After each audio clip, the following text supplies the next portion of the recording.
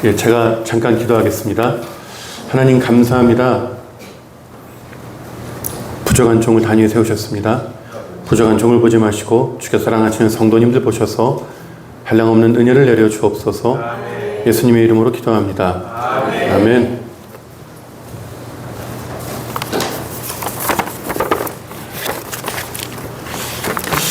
오늘 우리가 읽은 본문은 예수님이 십자가 지시기 직전에 하신 말씀입니다. 주님이 죽음을 눈앞에 두시고 그 제자들에게 마지막 유언처럼 당부하신 말씀이에요. 주님은 재림하시는 그날, 다시 오시는 그날 어떠한 일들이 펼쳐지는지 미리 알려주십니다. 주님 재림하시는 그날 주님은 모든 민족을 그 앞에 다 모으세요. 그리고 믿는 자들은 양의 무리를 하여 오른편에 세우시고 믿지 않는 자들은 염소의 무리를 하여 왼편에 세우십니다. 그때 주님 오른편에 양의 무리를 바라보며 이렇게 말씀하세요. 내 아버지께 복받을 자들이여 나와 창세로부터 너희를 위하여 예비된 나라를 상속받으라. 그러면서 주님이 그들이 천국을 상속받아야 할 이유에 대해서 알려주십니다. 내가 배고플 때 너희가 먹을 걸 주었고 내가 목마를 때 너희가 마실 걸 주었고 내가 나그네 되었을 때 영접하였고 내가 헐 벗었을 때 옷을 입혔고 내가 병들었을 때 돌보았고 내가 감옥에 갇혔을 때 와서 보았느니라. 그래서 주님이 그 의인들에게 고맙다고 하시며 나와 함께 천국에 가자 하시는 거예요. 근데 그 말을 듣던 의인들이 의아해 합니다. 당황해 해요. 왜냐하면 내가 이 땅에서 예수님 믿은 건 맞는데 내가 예수님을 직접 대면해서 밥을 드린 적은 없기 때문입니다. 내가 예수님을 직접 대면해서 물을 떠다 드린 적은 없기 때문이에요. 내가 예수님께 내 옷을 벗어드린 적도 없고 우리 집에 재워드린 적도 없고 병 간호한 적도 감옥에 면회 간 적도 없는데 재림하신 예수님이 나한테 그렇게 해줘서 고마워 하시니까 의인들이 당황한 거예요. 그래서 의인들이 주님께 되묻습니다. 주님, 우리가 언제 그랬나요? 우리가 언제 주님께 그렇게 했나요? 그때 주님 말씀하십니다. 너희가 여기 내 형제 중에 지극히 작은 자 하나에게 한 것이 곧 내게 한 것이니라. 그제야 의인들의 의문이 해소가 됩니다. 내가 이 땅 낮은 데서 만났던 작은 자들이 바로 예수님이었구나. 내가 만났던 가난하고 헐벗고 굶주린 사람들이 바로 예수님이었구나 라는 걸 그제야 안 거예요. 우리가 이 본문 말씀을 읽다 보면 이것이 마치 그 행위 구원을 이야기하는 것 같아요. 작은 자를 섬겨야 구원받는다. 착한 일을 해야 구원받는다. 이렇게 읽힙니다. 근데 우리가 믿기로는 구원은 행위가 아니라 은혜로 주어진다고 믿어요. 오직 예수님의 십자가를 믿는 믿음으로만 구원받는다고 믿습니다. 그런 의미에서 본문에 주목해 볼 단어가 하나 있어요. 그건 바로 34절의 상속입니다. 내 아버지께 복받을 자들이여 나와 창세로부터 너희를 위하여 예비된 나라를 상속받으라. 재림하신 주님이 신자들에게 믿는 자들에게 천국을 주시는데 그걸 상속해 주시겠다는 거예요. 천국을 상속이란 방식으로 주시겠다는 거예요. 상속은 부모님한테 유산을 물려받을 때 쓰는 말입니다. 죄송스러운 말씀이지만 자녀가 부모에게 재산을 물려받으려면 부모님이 돌아가셔야 돼요. 그래야만 받을 수 있습니다. 그러니까 이 상속 유산이라는 말에는 죽음이 전제되어 있는 거예요. 죽어야만 받을 수 있어요. 근데 여기에 모순이 있습니다. 유산은, 상속은 죽어야만 줄 수 있는데 하나님은 죽을 수 없어요. 하나님은 죽을 수 없는 존재입니다. 죽을 수 없는 존재인 하나님이 죽어야만 줄 수 있는 유산을 상속해 주시겠다고 하니까 이게 앞뒤가 안 맞는 거예요. 그래서 죽을 수 없는 하나님이 죽을 수 있는 사람이 되어 이 땅에 오셨습니다.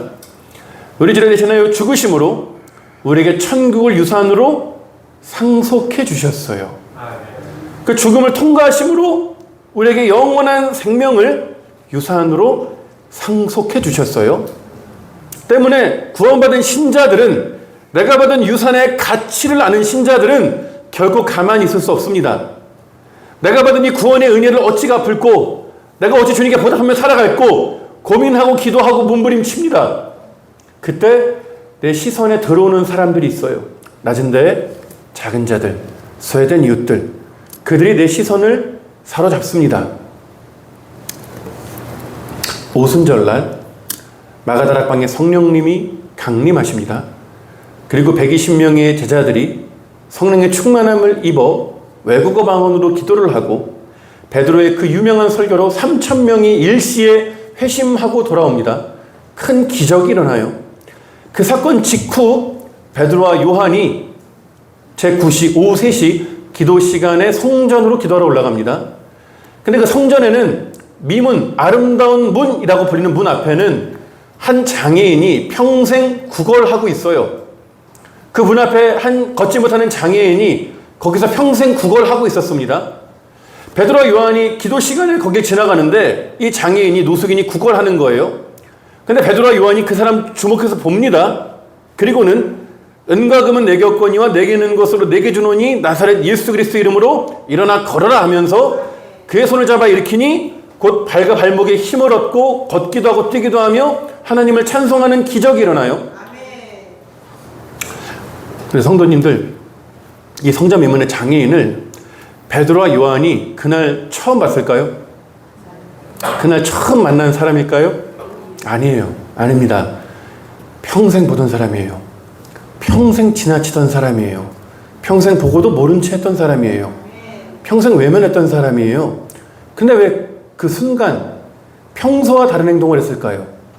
그 시간 평생 하지 않던 행동을 했을까요? 왜 그의 손을 잡아 일으켰을까요? 무엇이 그 차이를 만들어냈을까요? 예, 답은 간단합니다. 성령 충만했기 때문이에요. 성령 충만했기 때문입니다. 앞선 사도행전 2장의 성령 충만 사건 외에는 어떤 차이가 없어요. 성령 충만한 베드로와 요한이 그 미문의 장애인 노숙인을 주의 손으로, 예수의 이름으로 손잡아 일으킨 거예요. 성령 충만은 내 마음이 성령님으로 충만하다는 겁니다. 내 마음이 하나님 마음 된 거예요. 내 시선이 하나님의 시선이 된 겁니다. 성령 충만한 신자들은 이전과 똑같은 태도로, 시선으로 사람을 대하지 않아요. 성령 충만 이전엔 남이에요. 노숙인이에요. 장애인이에요. 내가 봤을 때 별 볼 일 없는 인생이에요. 상관하기 싫어요. 대화하기 싫어요. 성령 충만하니까, 내 마음이 하나님 마음 되니까, 내 눈이 하나님 눈 되니까 자식으로 보이는 거예요. 자식으로 보이는 거예요. 자녀로 보이는 거예요. 그러니까 그냥 못 지나치는 겁니다. 기어이 그의 손을 잡아 일으킨 거예요. 성령 충만의 가장 강력한 증거는 긍휼입니다. 긍휼이에요. 불쌍히 여기는 마음입니다. 방언을 하는 입으로 다른 사람을 저주하고 욕하는 사람은 절대 성령 충만한 거 아니에요. 오히려 그 마음이 긍휼로 충만하다면, 다른 사람을 불쌍히 여기는 마음으로 충만하다면 그의 마음에 성령님이 가득하다는 증거가 되는 겁니다. 때문에 이 본문, 우리가 읽은 마태복음 25장의 의인들은 구원받기 위해 착한 일 한 게 아니에요.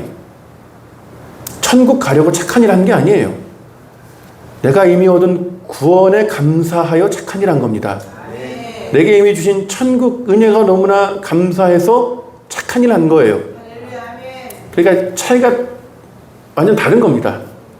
구원받으려 천국 가려가 아니라 내게 이미 주셨으니까, 날 대신하여 죽으셨으니까 그 은혜가 고마워서 자발적으로 낮은 데를 갖고 작은 자들의 손을 잡아 일으킨 겁니다. 주님은 이 말씀을 제 인생의 모토로 주셨어요. 제가 22살에 신학대학교를 들어가고, 그리고 주님이 저한테 이 말씀을 주시면서 지극히 작은 자가 곧 예수님이다, 지극히 작은 자가 곧 나다라는 이 말씀을 저에게 주시면서 노숙인과 장애인을 저한테 맡기셨어요. 그래서 그때부터, 그 22살 때부터 서울역, 청량리, 용산역, 영등포에 있는 노숙인들을 찾아다니기 시작했습니다. 만나서 같이 밥 먹고, 자고 있으면 먹을 거 이렇게 챙겨주고, 손잡고 기도하고 복음을 전했어요. 그리고 신학대학교에 있는 장애인 봉사 동아리를 들어갑니다. 그 동아리에서 장애인 봉사를 하고, 그리고 방학이 되면 동아리와는 별개로 뇌성마비협회에서 하는 캠프 가서 봉사해요. 그리고 소록도에 한센인 어르신들 만나러 갑니다. 열심히 해요. 제가 그 신학생 당시에 매주 금요일마다 서울에 그 삼각산에 올라가서 철야 기도했어요. 뭐 여기 대구나 이 청도 뭐 각 도시마다 소위 말해서 기도하는 산들이 있잖아요. 서울은 삼각산이에요. 다 글로 모여요. 그래서 금요일이면 가서 밤 11시부터 새벽 5시까지 철야 기도합니다. 근데 그때도 이제 여느 때처럼 기도하러 가는데 그날 눈이 많이 내렸어요. 추운 겨울이었어요. 그 평창동 그 산 정류장에 내려서 산길 걸어 올라 그러는데 그 거리에 웬 남자가 쓰러져 있는 거예요. 제가 깜짝 놀라가지고 황급히 뛰어가서 부축을 합니다. 다행히 이분이 정신을 차리셨어요. 그래서 제가 아저씨한테 아저씨 댁이 어디세요? 제가 모셔다 드릴게요. 이렇게 이야기하니까 말이 없어요. 말을 하지 않고 그냥 손가락으로 이렇게 어디를 가리키는 거예요. 그래서 이게 어딘가 보니까 요 인도 맞은편 차도 건너편에 교회가 있었어요. 금요일 밤이니까 불이 켜져 있었겠죠. 그리고 그 교회의 뒤쪽으로 삼각산 능선이 쭉 올라갑니다. 근데 그 교회의 지붕 높이쯤 되는 산자락에 허름한 천막이 있었어요. 천막. 저는 이제 그때 안 겁니다. 노숙인이구나. 그래서 제가 아저씨한테 아저씨 이렇게 추운데 이 길바닥도 안 되고 아저씨 집도 안 돼요. 교회 가보세요. 교회 가면 사람들이 도와줄 거예요. 저렇게 말씀드렸습니다. 이게 아저씨가 또 말이 없어요. 한 30초 정도 가만히 계시다가 마지막히 뭐라 그러시냐면 교회 가면 사람들이 싫어해서 못 가요. 교회 가면 사람들이 싫어해서 못 가요 하시는데 제가 큰 충격을 받습니다. 제가 너무 민망해서 그분 눈을 못 쳐다보겠더라고요. 그냥 잡고 있는 손 꽉 쥐고 그냥 간절히 기도해 드렸어요.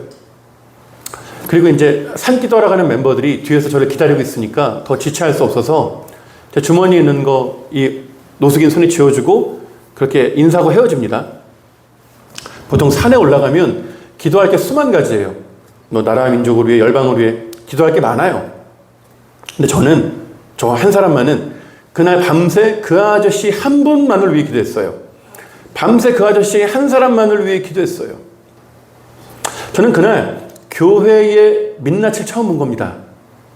주님이 우리에게 지극히 작은 자를 맡겨주셨는데 그 지극히 작은 자 하나에게 한 것이 곧 내게 한 것이다 말씀하셨는데 지극히 작은 자가 곧 나다라고 동일시하셨는데 그 작은 자를 섬기지 못하는 교회의 현실을 처음 마주하게 하신 거예요. 그리고 저는 그것이 단순히 평창동에 금요일 밤 불 켜진 한 교회만의 문제가 아니라는 걸 아는데 오래 걸리지 않았어요. 많은 교회들이 동일한 그 문제 가운데, 고민 가운데 있다는 걸 알게 됩니다. 한 번은 저는 강원도 춘천이 고향입니다. 제가 학교에서 공부하고 주말이면 춘천 가서 교회 봉사를 했어요. 주일이면 찬양 인도를 했기 때문에 토요일 날 저녁에 항상 연습합니다. 여느 때처럼 토요일 날 저녁에 찬양단 연습을 하고 있는데 교회 저 뒷문 열고 본당 문을 열고 누가 들어오는 거예요. 딱 보니까 노숙자더라고요. 저는 괜찮아요. 늘 노숙인들 만나니까. 근데 같이 연습하던 청년들이 기겁을 하는 거예요. 너무 놀라는 거예요. 왜냐하면 노숙인들이 서울이나 경기권에 큰 지하철역 아니면 뭐 큰 기차역 이런 데 있지 강원도 춘천까지 노숙인이 올 일이 없어요. 근데 노숙인이 춘천 이 시골에 와가지고 교회 안으로 들어오니까 청년들이 너무 놀란 거예요. 그래서 제가 청년들한테 연습하고 계세요 하고 연습 맡기고 제가 그 노숙인에게 다가갑니다. 가서 제가 안녕하세요. 어떻게 오셨을까요? 제가 여쭈니까 이 아저씨가 그냥 좀 얼버무리더라고요. 그냥 여기저기 다니다 왔습니다. 그래서 제가 혹시 식사는 하셨어요? 제가 여쭈니까 말이 없어요. 그래서 제가 아저씨 손을 잡고 교회 앞에 있는 식당을 갑니다. 알탕을 2그릇 시켜서 밥을 먹어요. 근데 제가 식사하면서 이분의 지나온 과거를 듣습니다. 이분이 그 수원분인데 한때는 잘 나가던 사업가예요. 공장을 몇 개씩 돌리고 큰 부자였습니다. 근데 이분이 어느 날 도박에 손을 대요. 도박 중독에 빠집니다. 그 일로 가산을 탕진해요. 그리고 이분이 마약에 손을 대요. 마약 중독에 빠집니다. 그 마약 때문에 교도소에 수감되는 거예요. 그렇게 교도소에서 살다가 나오니까 이미 사업체 부도 났고 가족들은 뿔뿔이가 터지고 오갈 데가 없으니까 여기저기 돌다가 강원도 춘천 시골까지 온 거예요. 노숙인들은 계급이 있어가지고 그 서울역이나 청량역 그 역에 보면 대장들이 있어요. 대장. 그 대장들 말을 안 듣잖아요. 거기 있지 못해요. 거기서 구걸 못해요. 그러니까 이분이 교도소 나와서 거기에 적응을 못하니까 밀려서 춘천까지 온 거예요. 그래서 제가 그 사연을 듣고 아저씨한테 잠깐만 기다리세요 하고 급하게 제가 교회로 뛰어갑니다. 가서 사무실에 간사님에게 돈을 몇만 원 빌려요. 그래서 그 빌린 돈하고 제가 가지고 있던 돈 합쳐서 이 노숙인의 손에 쥐어줍니다. 제가 노숙인에게 혹시 오늘 날이 추우니까 여관 가서 주무세요 하고 돈을 쥐어줘요. 그리고 제가 혹시 무슨 일 생기시면 연락 주세요 하고 제 연락처도 적어줍니다. 그분이 그걸 받아들고 이제 연신 고맙다고 하고 헤어지는 거예요. 저는 이제 뿌듯한 마음으로 집에 가서 잤습니다. 근데 자고 있는데 주일날 새벽 2시에 모르는 번호로 전화가 와요. 제가 잠결에 전화를 받습니다. 전화를 받으니까 수화기 너머로 웬 중년의 여성이 저한테 화를 내는 거예요. 카랑카랑한 목소리로 저한테 뭐라 그러는 거예요. 이거 어떻게 할 거예요? 이거 어떻게 할 거예요? 저한테 막 따지는 거예요. 그래서 제가 이 자다 깨다가 이게 뭔 소린가 들어보니까 제가 돈을 줬던 그 노숙인이 여관을 가지 않고 술집을 간 거예요. 술을 너무 많이 먹어서 술값이 초과가 된 거예요. 이 사람이 술값이 모자르니까 제가 연락처 적어줬잖아요. 제 연락처를 술집 여사장한테 주면서 여기 전화하면 술값 내줄 거라고. 그 술집 여사장이 저한테 술값 내라고 전화한 거예요. 제가 그 전화를 받고 너무 깜짝 놀라가지고 제가 그 전화기를 꺼버립니다. 전화 버튼을 꺼버려요. 일단은 정말 돈이 없었고 제가 가지고 있던 전부를 다 내줬거든요. 그리고 무엇보다 그 배신감에 치가 떨리더라고요. 그 배신감에 치가 떨리더라고요. 막 손이 부들부들 떨리고 심장이 뛰어서 어쩔 줄 모르겠더라고요. 그렇게 뜬 눈으로 밤을 지새웁니다. 제가 보통 주일날 2부 예배를 드리기 때문에 한 9시쯤 가서 이제 찬양단 준비를 하거든요. 그렇게 9시에 교회를 갔는데 교회가 뒤집어진 거예요. 교회가 난리가 난 거예요. 너무 어수선한 거예요. 이게 뭔 일인가 보니까 어제 돈을 들였던 그 노숙인이 주일날 1부 예배 때 와서 행패를 부린 거예요. 난동을 부린 거예요. 저 어딨냐고, 저 어딨냐고, 저 데려오라고. 담임 목사님 설교하는데 노숙인이 예배당 들어와서 막 뒤집어 엎고 한 거예요. 제가 그 얘기를 듣는데 마음이 너무 아프더라고요. 너무 아프더라고요. 근데 그 소식도 너무 아픈데 제 마음을 더 아프게 한 건 성도님들의 따가운 눈총이었어요. 왜 노숙인을 교회에 끌어들여가지고 이 사단을 만들어내냐? 왜 쓸데없는 짓 해서 예배를 망치냐? 이 성도님들의 눈빛이 너무 아프더라고요.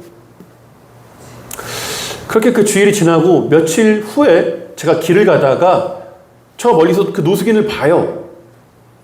저도 이분을 봤고 이분도 저를 봤어요. 제가 이분을 다시 보면 화가 날 줄 알았거든요. 제가 진짜 화를 쏟아낼 줄 알았거든요. 근데 이분을 딱 본 순간 불쌍하더라고요. 불쌍하더라고요. 너무 불쌍한 거예요. 이분도 저를 보니까 저한테 이제 다가오는 겁니다. 이분이 이제 저한테 막 화를 내는 거예요. 왜 연락 안 받아? 내가 당신 때문에 얼마나 고랬는 줄 알아? 어떻게 사람이 그래? 저한테 막 따지는 거예요. 제가 그냥 죄송하다 그랬어요. 죄송합니다. 죄송합니다. 죄송합니다. 제가 계속 죄송하다 그러니까 이분도 한참 쏟아내고 할 말이 없는지 뒤돌아 가시더라고요. 그렇게 한 두세 달 정도 시간이 흘러요. 제가 이제 학교 가기 위해 월요일 날 그 기차 타려고 남춘천역을 갑니다. 그렇게 그 역사 문을 열고 들어가는데, 거기 그 노숙인이 있는 거예요. 근데 왠지 모르게 반갑더라고요. 이분도 제가 반가웠나 봐요. 그래서 제가, 어쩐 일이세요? 이분이, 안녕하세요. 저 아는 사람이 서울에 일 구해줘서 일하러 가요. 그래서 제가, 아유, 잘 됐어요. 축하드려요. 그러면서 제가 무궁화 2장 끊고 나란히 올라갑니다. 가면서 또 이런저런 이야기 하는 거예요. 제가 아저씨한테, 아저씨 잘 될 거예요. 아저씨 다시 일하셔서 돈 모으시고 가족들 다시 찾아오셔서 다시 행복해지실 거예요. 제가 기도할게요. 응원할게요. 그렇게 이제 올라갑니다. 청량역에 딱 도착해서 이제 헤어져야 돼요. 그래서 제가 주머니에 있는 거 이 아저씨 손에 쥐어주면서, 그래도 당분간 돈이 필요하실 테니까 이거 쓰세요 하고 쥐어줍니다. 이분이 그 돈을 받고 고개를 못 들더라고요. 그냥 감사합니다, 감사합니다 이러고 헤어집니다. 저는 이제 이분을 위해서 기도하고 있는 거예요. 근데 한 6개월 후에 저희 교회로 편지가 옵니다. 제가 교육자가 아니에요. 그냥 봉사하는 청년이에요. 근데 교회로 제 앞으로 편지가 온 거예요. 딱 보니까 그 아저씨예요. 그 아저씨가 저한테 편지 보낸 겁니다. 근데 편지의 발신처가 교도소예요. 교도소에서 편지 보내신 거예요. 그래서 이분이 또 마약에 손댄 거예요. 마약에 손을 대서 다시 수감된 겁니다. 저희 집 주소는 모르고 교회에 왔던 기억은 나니까 교회 주소 소문해서 저한테 편지 보내신 거예요. 그 편지를 열어보니까 3쪽짜리 편지인데 대략 이런 내용입니다. 진규 씨 잘 지내시죠? 저는 지난 5월 7일 수감되어 3개월 남짓 교도소 생활을 하고 있습니다. 교도소에서 진규 씨 생각이 참 많이 났어요. 지금까지 많은 그리스도인들을 보아왔지만 진규 씨 같이 진실된 믿음을 가진 사람은 처음 봤어요. 제가 언젠가 개과천선하여 출소하면 진규 씨가 목회하는 교회에서 함께 신앙생활을 하고 싶어요. 저를 좀 잘 이끌어 주세요. 이런 편지 보내신 거예요. 자, 그 편지를 받아들고 너무 고맙고 미안하더라고요. 더 잘해줄 걸. 더 잘해줄 걸. 제가 그 편지 지금도 가지고 있어요. 힘들 때 꺼내 읽습니다. 그때부터 제가 기도하는 거예요. 하나님, 이 아저씨가 김경자 진짜예요. 김경진 이 아저씨가 언젠가 출소해서 저 찾아올 텐데, 그러면 이 아저씨가 마음 놓고 신앙생활할 수 있는 교회를 개척하거나 그런 교회에서 신앙생활 하게 해주십시오. 제가 기도해요. 신실하신 하나님은 제 기도에 응답해 주셨어요. 제가 주일이면 협동으로 사역하는 교회가 있습니다. 서울 신림동에 가장 가난한 동네에 있는 교회예요. 그 교회에는 편찮은 사람들, 임종을 앞둔 사람들, 그리고 가난한 사람들이 없는 교회입니다. 그리고 노숙인들이 와요. 노숙인들이 그냥 자기 집 들어듯이 와요. 오면 밥 차려주고 필요한 거 챙겨주니까 옵니다. 한 번은 저희 교회에서 그 교회 근처 그 작은 광장이 있는데 거기에 한 90명의 노숙인들이 모여 있었어요. 그때 그 노숙인들에게 빵과 음료를 나눠주는 사역을 했습니다. 근데 그때 그 90명 중에 대장, 큰형님이 저희 담임 목사님에게 복음을 듣고 이분이 길거리에서 회심을 해요. 진짜 길바닥에서 복음을 듣고 이분이 거기서 회심을 해요. 그러면서 이 큰형님이 내가 술을 끊겠노라며 저희 교회에 들어와 살기 시작합니다. 저희 교회가 이 화양교회 한 4분의 1도 안 돼요. 작은 교회거든요. 근데 저희 교회에 와서 이 장의자에서 2년 동안 먹고 자고 생활하면서 모든 예배 다 드려요. 새벽 예배부터 모든 평일 주일 예배 다 드립니다. 그리고 성경을 필사해요. 그리고 이분이 아파트 그 과정을 거치면서 성경 필사하고 예배를 드리면서 완전 술을 끊어요. 단주에 성공합니다. 그리고 아파트 경비를 몇 년째 하고 계세요. 돈을 저축해서 자기 집을 하나 얻어서 나가서 따로 살기 시작하셨어요. 그리고 지난해 저희 교회에서 집사 임직을 받으셨습니다. 그러니까 이 노숙인의 삶이 완전 바뀐 거예요. 도저히 변화되지 못하리라고 여겼던 사람이 완전히 바뀐 거를 저희 모두가 목도한 겁니다. 저는 그 모습을 가까이서 지켜보면서 복음의 능력을 깨달았어요. 복음이 변화시키지 못할 사람은 없더라고요. 복음은 모든 사람을 변화시키는 능력이더라고요. 복음이 비집고 들어가지 못할 마음은 없더라고요. 그냥 노숙인이 아니에요. 대장 노숙인이에요. 가장 험한 분이에요. 가장 와일드한 분이에요. 근데 그분의 마음에 복음이 심어지니까 그 날카로운 눈이 그렇게 순하게 변하더라고요. 그 가시 받치던 마음이 그렇게 유순해지더라고요.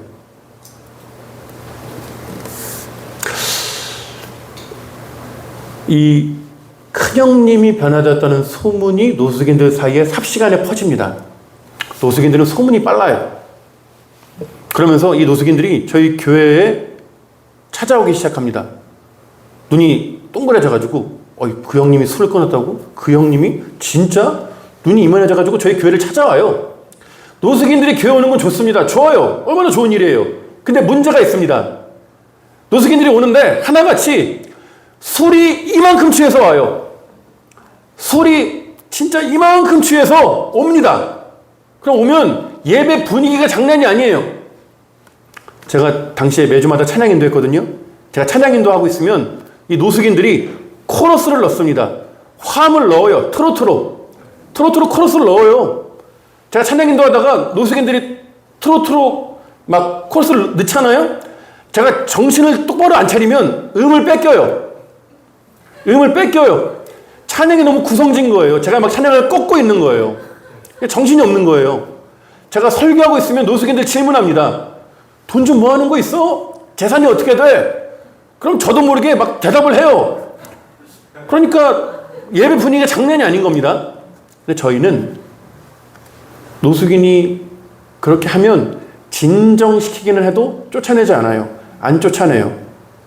왜냐하면 이 노숙인이 복음을 들을 마지막 기회일 수 있거든요.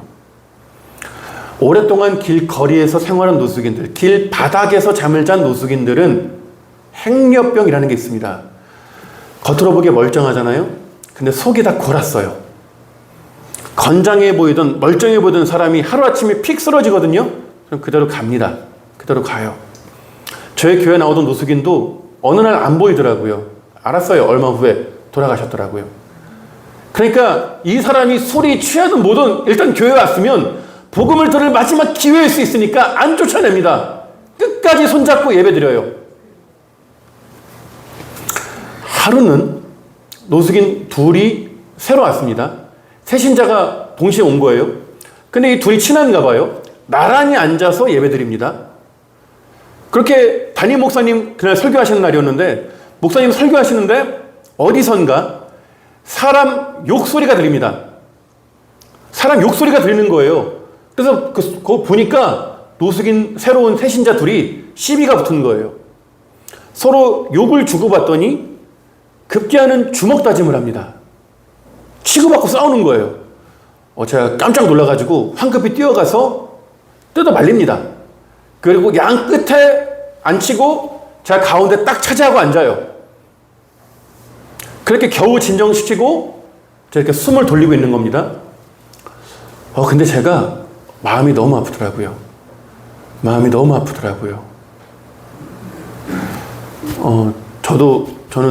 저는 합신교단의 목사입니다. 합신은 우리나라에서 가장 보수적인 교단이에요.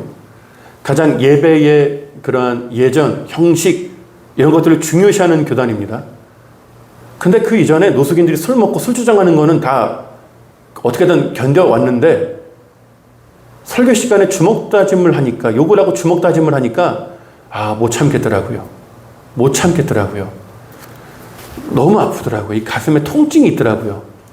와, 이게 예배인가? 야, 이거 이래도 되나? 와, 어떻게 이러지? 제가 너무 아프더라고요. 근데 이렇게 가슴을 부여잡고 제가 끙끙거리고 있는데 감은 두 눈에 떠오르는 장면들이 있었습니다. 먼저는 오래전에 삼각산에서 만났던 노숙인이 떠올랐어요. 교회 가면 사람들이 싫어해서 못 가요. 노숙인이 떠올랐습니다. 그리고 교도소에서 온 편지도 떠올랐어요. 언젠가 진규 씨가 목회하는 교회에서 함께 신앙생활하고 싶습니다. 그리고 제가 만났던 노숙인들이 떠올랐습니다. 교회에 오고 싶어도 올 수 없었던 노숙인들. 교회 문이 너무 높아서 올래야 올 수 없었던 노숙인들이 스쳐 지나가더라고요. 그 순간 제가 깨달은 거예요. 아, 하나님이 내 기도에 응답해 주셨구나. 노숙인이 언제든지 드나들 수 있는 교회를 개척하거나 신앙생활을 하게 해달라고 기도했는데, 그런 공동체를 만나게 해달라고 기도했는데 하나님이 내 기도에 응답해 주셨구나라는 걸 그때 안 거예요. 이러한 이유들 때문에 교회에서 노숙인들을 품기 어려워하는데, 노숙인들을 밀어내는데, 이러한 이유들에도 불구하고 노숙인들을 기꺼이 품어주는 그 신앙 공동체에 제가 있음이 너무 감사하더라고요. 그게 깨달아지니까 고통이 감사로 변하더라고요. 원망이 기쁨으로 변하더라고요. 너무 기쁘더라고요. 저는 거기에서 노숙인들과 함께 예배드리면서 한 가지 깨달은 게 있습니다. 도저히 예배 드릴 수 없는 사람들과 함께 예배 드리는 걸 하나님 기뻐하시더라고요. 도저히 예배에 집중할 수 없는 사람들과 함께 예배 드리는 걸 하나님 기뻐하시더라고요. 오랜 노숙 생활로 인해 뇌에 인지의 문제가 와 한순간도 가만히 있을 수 없는 그 노숙인 손잡고 끝까지 예배 자리 지킬 때 하나님 기뻐하시더라고요. 하나님 고마워하시더라고요.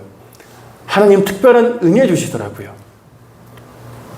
누가 나한테 잘해주는 것보다 내 자식한테 잘해주면 몇 배가 고맙잖아요. 내 자녀한테 잘해주면 몇 배가 고맙잖아요. 하나님 그러시더라고요. 하나님 그러시더라고요. 세상으로부터, 가족으로부터 버림받았지만 엄연히 하나님의 자식들인 그 사람들한테 잘해줄 때 하나님 고마워하시더라고요. 고맙다고 하시더라고요. 특별한 은혜 주시더라고요.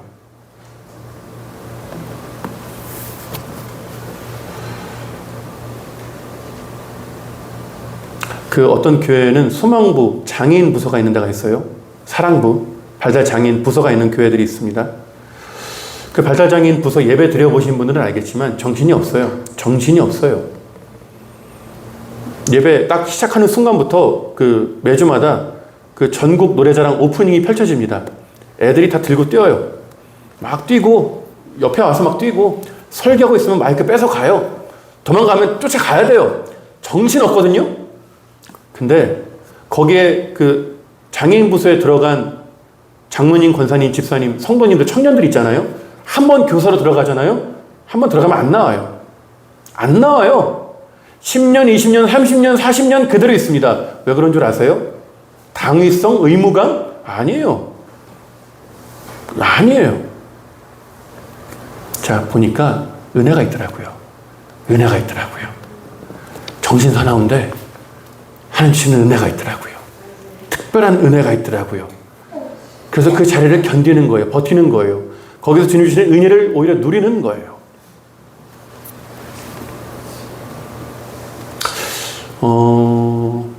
제가 노숙인들하고 함께 예배드리면서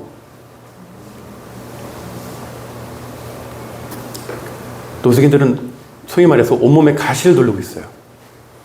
사람들한테 상처를 너무 많이 받으니까 자기를 지키려고 온몸에 가시를 두르고 누가 오면은 찌르거든요. 아파요. 노숙인들 품는다는 게 되게 아파요. 배신도 많이 당했거든요. 되게 아파요. 근데 제가 그 노숙인들과 함께 생활하면서 사역하면서 깨달은 건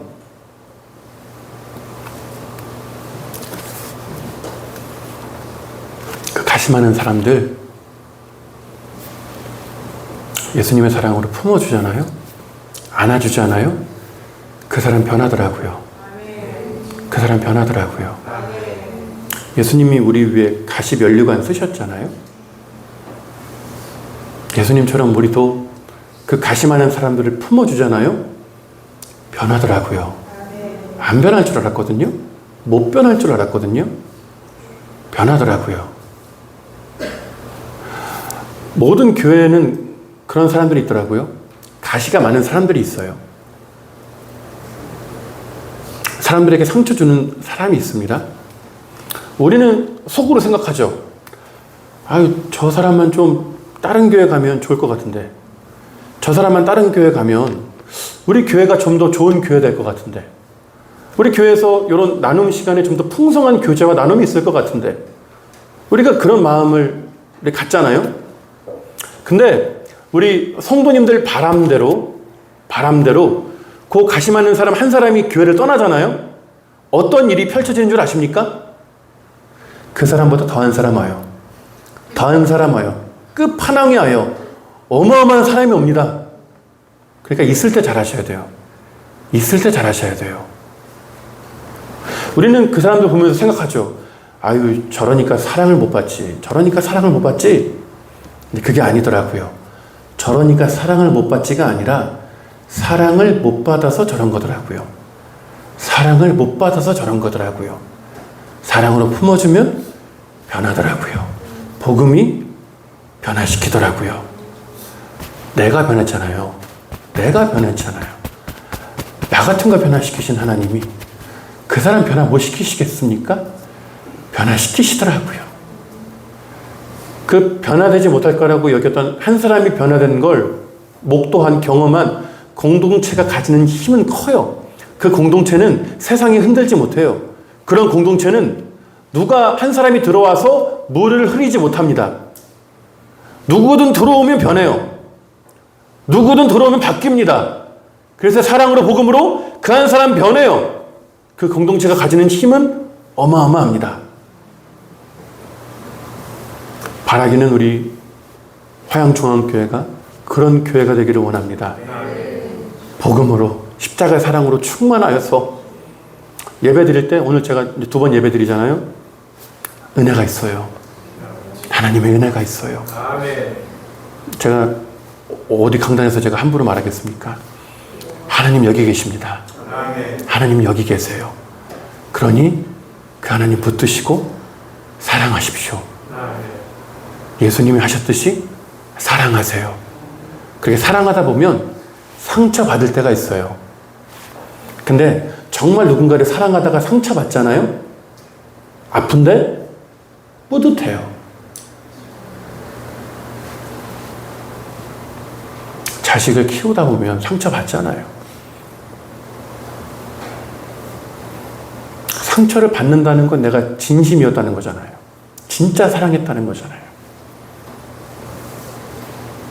예수님 십자가 지시고 3일 만에 부활하실 때 부활한 그 육체에 손에 못자국이 남아있어요.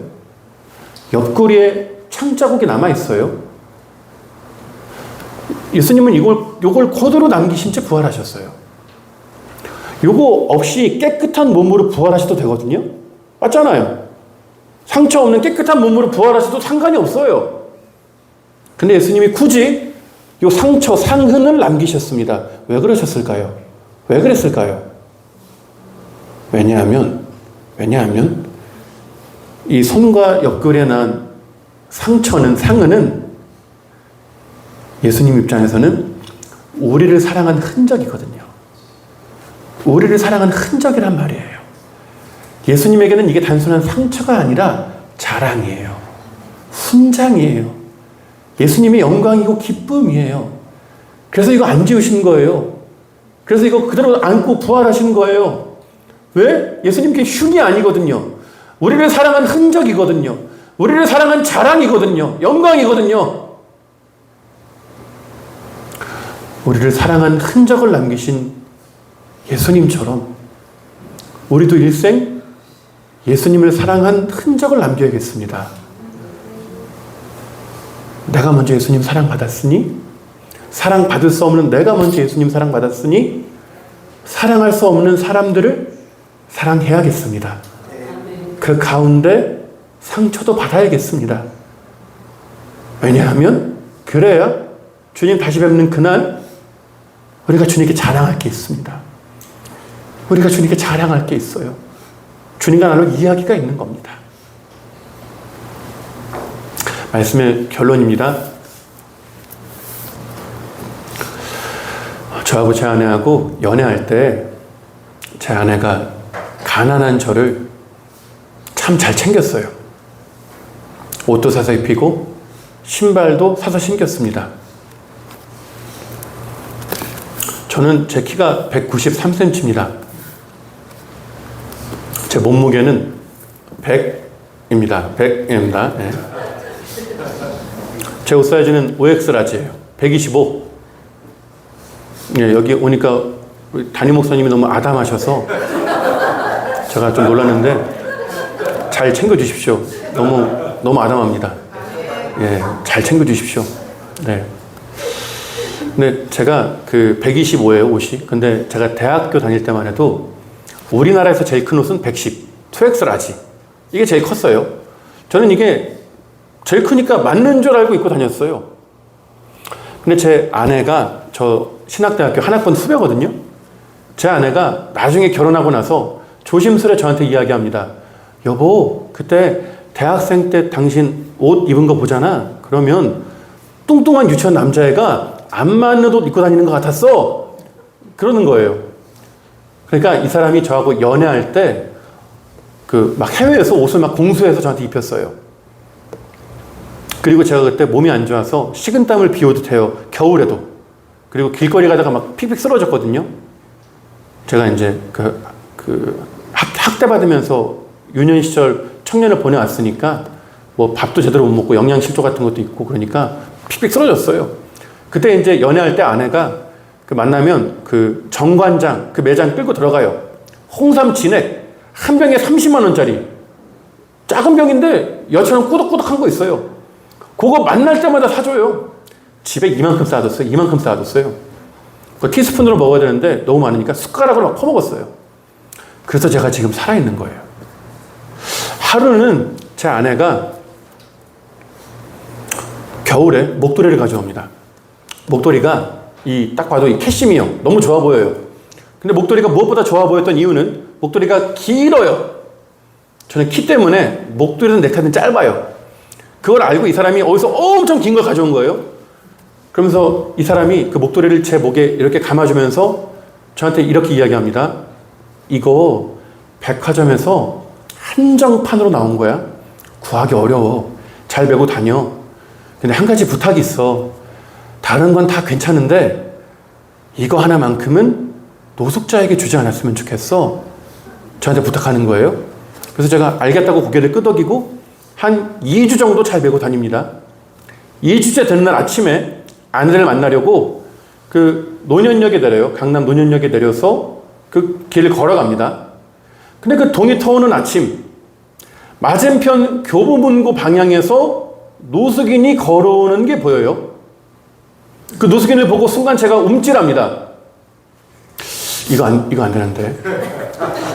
이게 벗어지면 큰일 나는데. 이번엔 날 죽일지 모르는데. 죽인다 그랬거든요. 하도 그러니까. 근데 제 발은 이미 가고 있었어요. 가서 보니까 백발이 성성한 어르신이 삐쩍 마르셨고 얇은 회색 점퍼 벌찍고 벌벌 떨고 계셨어요. 그래서 제가 주머니에 있는 거 어르신 손에 쥐어드리고 목도리를 벗어서 어르신 목에 감아드립니다.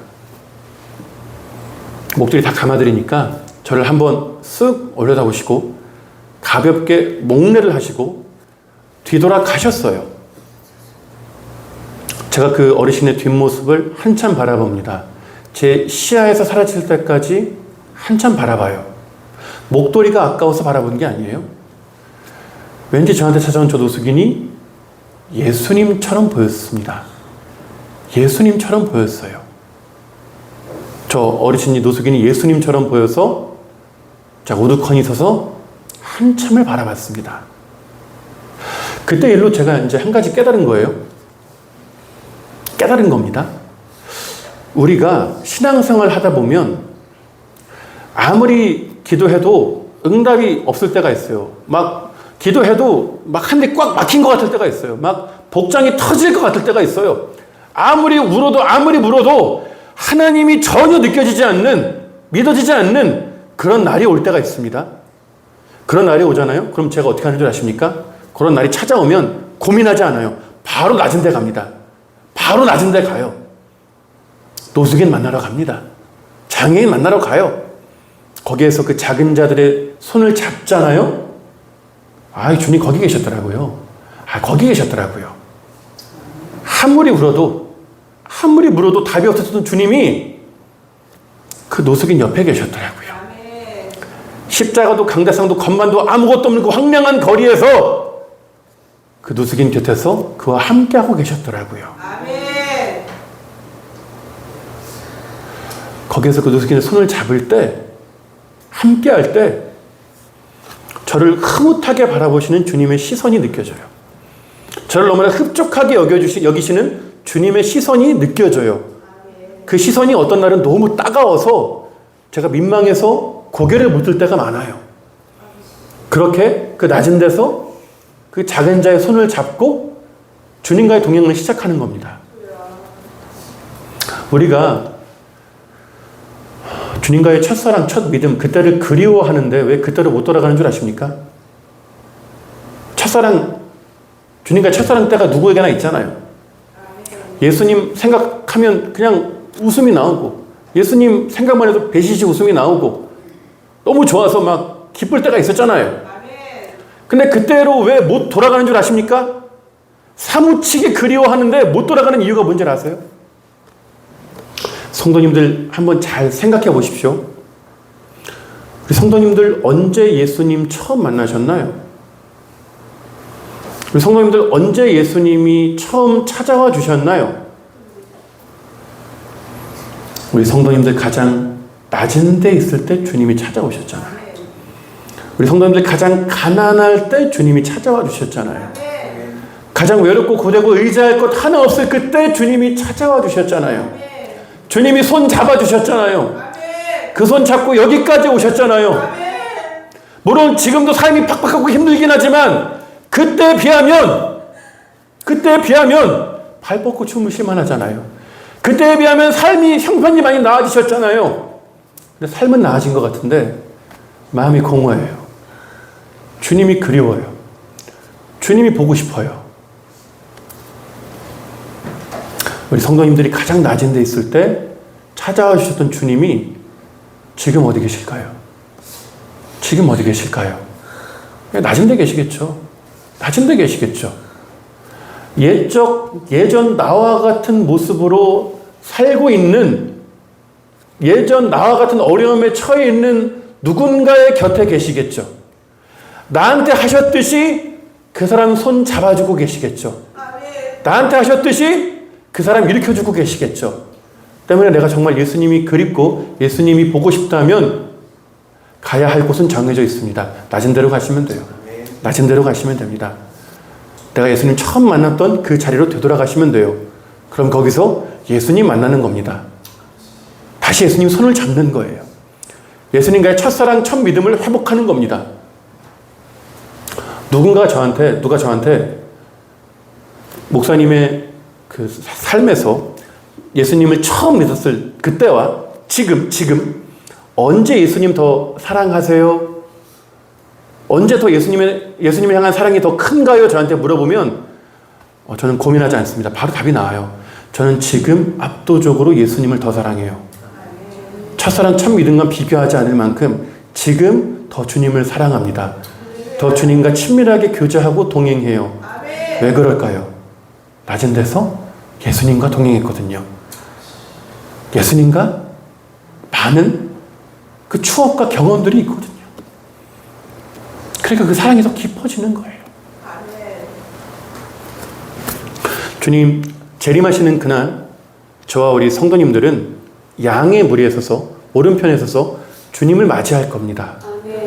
그때 우리 예수님, 우리 성도님들 한 분 한 분 바라보시며 고맙다고 하실 거예요. 고맙다고 하실 겁니다. 아무개야, 참 고마웠다. 나 배고플 때 먹을 거 줘서 고마웠다. 나 목마를 때 마실 거 줘서 고마웠어. 나 추울 때 옷 벗어줘서 고마웠다. 나 집이 없을 때 돌봐줘서 고마웠어. 나 아플 때 간호해줘서 고마웠다. 나 감옥에 갇혔을 때 면회해줘서 고마웠어.